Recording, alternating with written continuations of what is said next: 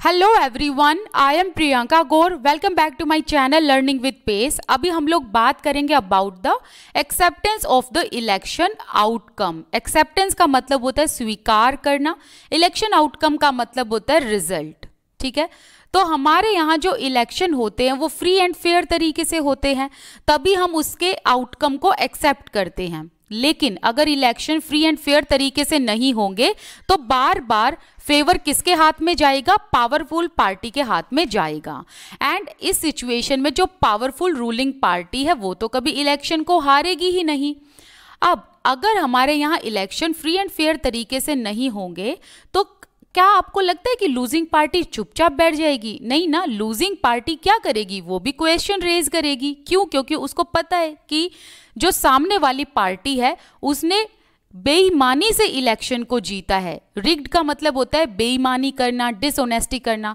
तो अगर losing party को ये लगेगा कि भाई इलेक्शन में मैल प्रैक्टिसेस हुई है तो लूजिंग पार्टी चुप बैठने के बजाय क्वेश्चन रेज करेगी एंड आउटकम को एक्सेप्ट नहीं करेगी। मतलब जो रिजल्ट डिक्लेयर हुआ है इलेक्शन में उसको वो एक्सेप्ट नहीं करेगी।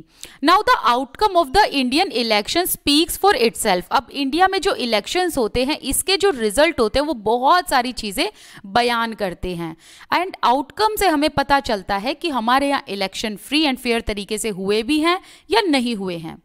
तो पहला ऑप्शन है कि देखो हमारे यहाँ जो इलेक्शन होते हैं, चाहे नेशनल लेवल की बात करो चाहे स्टेट लेवल की बात करो, तो दोनों ही लेवल पर जब इलेक्शन होते हैं तो रूलिंग पार्टी हारती है ना। ऐसा तो नहीं है बार बार रूलिंग पार्टी जीत रही है। तो अगर हम कुछ पिछले 25 सालों की बात करें तो 3 बार जो इलेक्शन हुए होंगे उसमें 2 बार तो रूलिंग पार्टी हारी है। तो इससे हमें ये पता चलता है कि अगर कोई रूलिंग पार्टी हारती है तो हमारे यहाँ एक तो ये चीज स्पष्ट होती है कि लोग कितने अटेंशन देते हैं इस चीज की तरफ कि गवर्नमेंट किस तरीके से काम कर रही है। दूसरा ये कि अगर रूलिंग पार्टी हारती है तो दैट मीन्स कि लोगों को ये समझ में आ रहा है कि सरकार ढंग से काम कर रही है कि नहीं कर रही है। तीसरा ये है कि अगर रूलिंग पार्टी हारती है इससे ये पता चलता है कि जो इलेक्शन है वो फ्री एंड फेयर तरीके से हो रहे हैं। अगर फ्री एंड फेयर तरीके से इलेक्शन नहीं होंगे तो रूलिंग पार्टी कभी भी नहीं हारेगी। अब यहाँ पर यूएस की बात करें तो वहां पर जो इनकम्बेंट हैं, इनकम्बेंट का मतलब होता है सिटिंग, इसका मतलब होता है जो गवर्नमेंट ऑफिशियल्स हैं जिनके हाथ में सीट है, वो इलेक्टेड रिप्रेजेंटेटिव रेयरली ही अपनी सीट को लूज करते हैं। अगर आप यूएसए में बात करोगे ना, वहां पर क्या होता है कि जब इलेक्शन होते हैं तो वहां के बहुत ही कम इलेक्टेड रिप्रेजेंटेटिव्स को रिप्लेस किया जाता है। लेकिन हमारे यहाँ अगर आप देखोगे ना, हर 5 साल के बाद जब इलेक्शन होते हैं तो आधे एमपीज एंड आधे से ज्यादा एमएलएज तो अपनी सीट लूज कर देते हैं इलेक्शन में। तो इससे भी हमें समझ में आता है कि हमारे यहाँ फ्री एंड फेयर तरीके से इलेक्शन होते हैं। नेक्स्ट है, अगर कोई कैंडिडेट इलेक्शन के टाइम पर बहुत सारा पैसा खर्च करता है, लोगों को ब्राइब करता है या फिर वोट्स खरीदता है या फिर किसी कैंडिडेट के या किसी पार्टी के क्रिमिनल कनेक्शन है एंड उस कनेक्शन की वजह से वो वोट जीतने की कोशिश करता है, तो इससे होता ये है कि भाई जो कैंडिडेट्स है ना उनके इलेक्शन को रिजेक्ट कर दिया जाता है एंड ऐसा वोलेशन करने पर उनको सजा भी होती है। ठीक है, इसके अलावा जो कैंडिडेट पैसे से वोट खरीदता है या वो कैंडिडेट जिसके कोई क्रिमिनल कनेक्शन है वो ऑफन ना इलेक्शन में हार ही जाता है, क्योंकि लोग ऐसे लोगों को जो है वोट नहीं देते। नेक्स्ट है कि इलेक्टोरल जो आउटकम होता है, जो रिजल्ट आता है इलेक्शन के बाद, उसको डिफीटेड पार्टी एक्सेप्ट कर लेती है ये समझकर कि ये लोगों का वर्डिक्ट है। ठीक है, पीपल्स वर्डिक्ट, कि जनता का जनादेश है तो वो तो एक्सेप्ट करना ही पड़ेगा। लेकिन अगर डिफीटेड पार्टी को ये लगता है ना कि इलेक्शन में मैल प्रैक्टिसेस हुई है तो डिफीटेड पार्टी जो होगी, लूजिंग पार्टी जो होगी, वो उस आउटकम को बिल्कुल भी एक्सेप्ट नहीं करेगी। लेकिन अगर उनको लगता है कि जो इलेक्शंस हैं उसमें जो है इतने मैल प्रैक्टिसेस नहीं हुए, देखो धांधलेबाजी का मतलब क्या होता है? मैल प्रैक्टिस। तो धांधलेबाजी तो होती ही होती है। अगर 10 सीट हैं तो 10 में से 7 ऐसी सीट होंगी जो लोगों ने प्रेफर करी होंगी और 3 ऐसी सीट होंगी जिसमें थोड़ी बहुत मैल प्रैक्टिसेस तो हुई होगी। लेकिन मेजॉरिटी में डिसीजन लोगों का ही होता है। तो ऐसे टाइम पर जो डिफीटिंग पार्टी है वो लोगों के वर्डिक्ट को समझती है, एक्सेप्ट करती है। अब आगे हम इलेक्शन में होने वाले चैलेंजेस की बात करेंगे। हमने ये तो जान लिया कि भाई इलेक्शंस जो होते हैं इंडिया में फ्री एंड फेयर तरीके से होते हैं, तो हम जिस भी पार्टी को जिताते हैं वो पार्टी अपनी गवर्नमेंट बना लेती है, ठीक है। लेकिन ये चीज़ हर जगह जो है बिल्कुल ट्रू नहीं बैठती, क्योंकि कई जगह हम भी ये भी देखने को मिलता है कि कुछ ऐसे कैंडिडेट हैं जो अपनी पावर पर या पैसे का यूज़ करके या अनफेयर मीन्स के थ्रू वो इलेक्शन जीत जाते हैं। लेकिन फिर भी हम ये नहीं कह सकते कि सब कुछ जो है इलेक्शन में सब कुछ मैल प्रैक्टिसेस ही होता है। कहने का मतलब है कि ओवरऑल अगर वर्डिक्ट देखा जाए तो फाइनल लोगों का ही होता है, हम लोगों की ही प्रेफरेंस होती है, तो हम लोग जिन्हें चुनते हैं वही इलेक्शन जीतते हैं।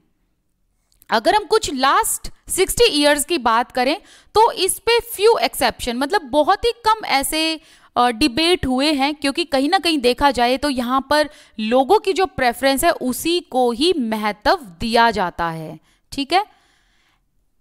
नेक्स्ट है, yet the picture looks different if we ask deeper question, are peoples preferences based on real knowledge, are the voters getting a real choice, is election really level playing field for everyone, can an ordinary citizen hope to win election. तो देखो ये सारे जो questions है इनका answer हम यहीं पर देखेंगे।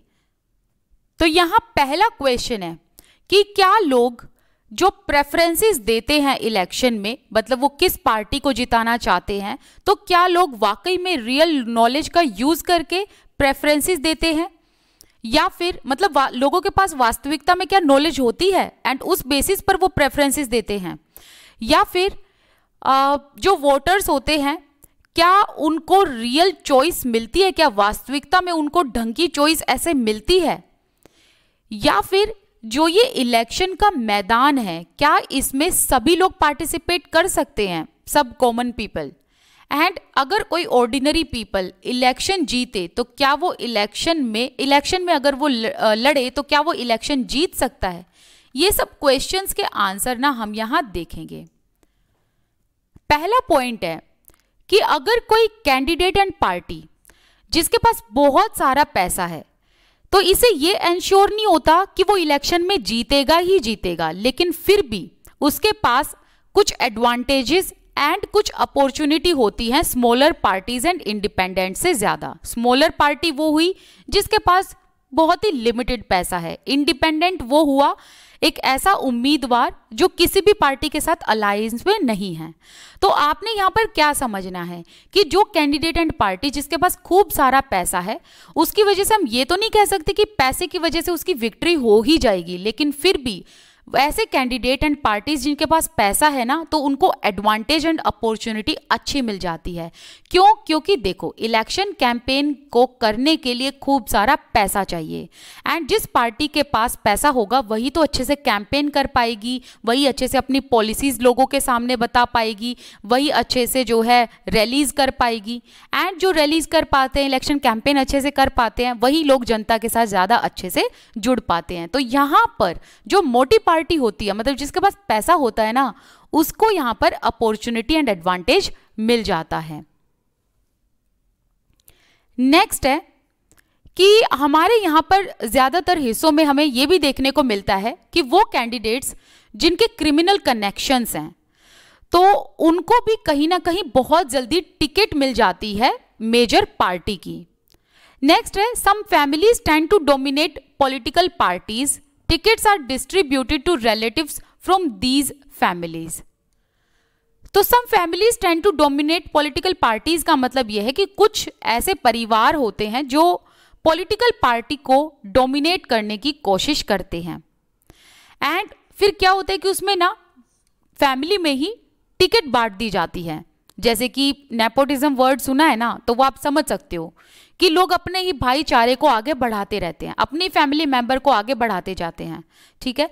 तो जैसे कि मैं किसी भी पार्टी का यहाँ पर नाम नहीं लूंगी, आप इसके बारे में सर्च कर सकते हैं कि एक ही जो फैमिली है उसी के लोग जो है पार्टी में आ रहे हैं, तो आप देखोगे ना क्या होता है कि एक ही फैमिली के लोग जो है वो आगे बढ़ते रहते हैं पॉलिटिकल पार्टी में। तो अगर सेम फैमिली मेंबर के लोग हैं उनको इजीली टिकट मिल जाती है एंड वो इजीली जो है पॉलिटिक्स में आ जाते हैं।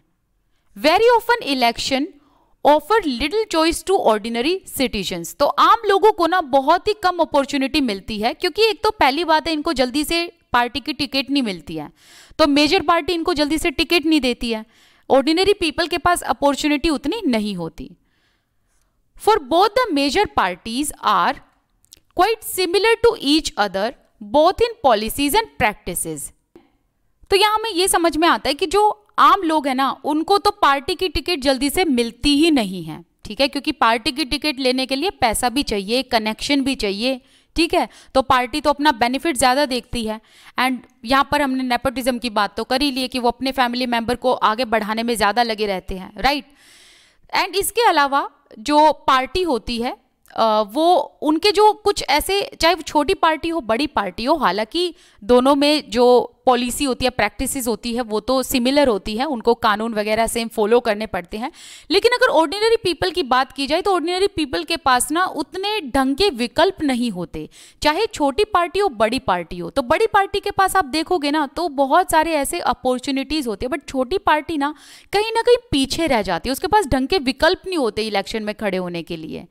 अब अगर हम ऐसी स्मॉलर पार्टी की बात करें या इंडिपेंडेंट कैंडिडेट की बात करें तो उनको बहुत सारी चीजें सफर करनी पड़ती हैं as compare to bigger parties. Bigger parties के पास पैसा है, कनेक्शन है, ठीक है। ये जो चैलेंजेस हैं ये सिर्फ इंडिया में ही नहीं बल्कि बहुत सारे अदर देशों में भी हैं जहां पर जो है डेमोक्रेसी फॉलो की जाती है। These deeper issues are a matter of concern and ऐसे जो मुद्दे हैं ये कंसर्न वाले मुद्दे हैं, इन पर ध्यान देना चाहिए, ठीक है। That is why citizens, social activist and organisation have been demanding reform in our electoral system. तो इसीलिए आम नागरिक एंड जो सोशल एक्टिविस्ट है, जो सामाजिक कार्यकर्ता हैं एंड कुछ ऑर्गेनाइजेशंस हैं, ये अब डिमांड कर रहे हैं कि भाई इलेक्टोरल सिस्टम में कुछ सुधार किए जाएं, कुछ रिफॉर्म किए जाएं। Can you think of some reform? क्या आप कुछ ऐसे रिफॉर्म के बारे में सोच सकते हो, बता सकते हो? What can an ordinary citizen do to face these challenges? तो ऐसी जो प्रॉब्लम्स है जो इलेक्शन के टाइम पर एक आम नागरिक को आती है, तो इस टाइम पर एक आम नागरिक को क्या करना चाहिए? क्या आपके पास इसका कुछ सॉल्यूशन है? तो आप ना इस चीज को कमेंट कर देना जो है description box, sorry comment section में, ठीक है। ये वाला चैप्टर ना वाकई में बहुत बड़ा था, लेकिन बहुत बड़ा था। अब हमारा ये जो चैप्टर है यहाँ पर कंप्लीट होता है। इसके अलावा यहाँ पर जो ये क्वेश्चन है इनके आंसर आप किस तरीके से ढूंढ सकते हो, आप ना दोबारा से इनको रीड करना अच्छे से, फिर आपको ना ऑलरेडी समझ में आ जाएगा कि इसका आंसर क्या होना चाहिए, किस तरीके के रिफॉर्म्स होने चाहिए। बेसिकली ये है कि भाई ऑर्डिनरी पीपल को और मौका दिया जाए, स्मॉलर पार्टीज को मौका दिया जाए आगे बढ़ने का। इसके अलावा देखो हमने यहाँ पर ये भी पढ़ा था ना कि जिनके क्रिमिनल कनेक्शन होते हैं ना, ऐसे लोग अगर उम्मीदवार के तौर पर चुनाव को लड़ना चाहते हैं, ऐसे लोगों को मेजर पार्टी की टिकट जल्दी मिल जाती है एंड ये लोग दूसरों को पुश कर देते हैं। पुश करने का मतलब है कि भाई दूसरों को तो मौका ही नहीं मिलता, जिनके पास क्रिमिनल कनेक्शन है उनको प्रेफरेंस ज्यादा दी जाती है। सो बेसिकली कहने का मतलब है कि हमें यहाँ पर ये तरीके के रिफॉर्म लाने हैं कि जिनका क्रिमिनल कनेक्शन है उनको टिकट देनी ही क्यों है, ठीक है। इसके अलावा एक ही फैमिली के मेंबर्स जो है वो ही पॉलिटिकल पार्टीज में पार्टिसिपेट करें, वो ही पॉलिटिकल पार्टी को डोमिनेट करें, ये भी नहीं होना चाहिए। तो हमें इस तरीके के सुधार लाने हैं इलेक्टोरल सिस्टम में, ठीक है। अब यहाँ पर हमारा ये चैप्टर कंप्लीट होता है। कोई डाउट है तो कमेंट सेक्शन में लिखिएगा। आप मेरे साथ टेलीग्राम, इंस्टाग्राम पर जुड़ सकते हैं, यहाँ पर आपको time to time important notifications मिलती रहती है। चलिए मिलते हैं नेक्स्ट वीडियो में। Till then bye bye. Thank you so much for watching this video.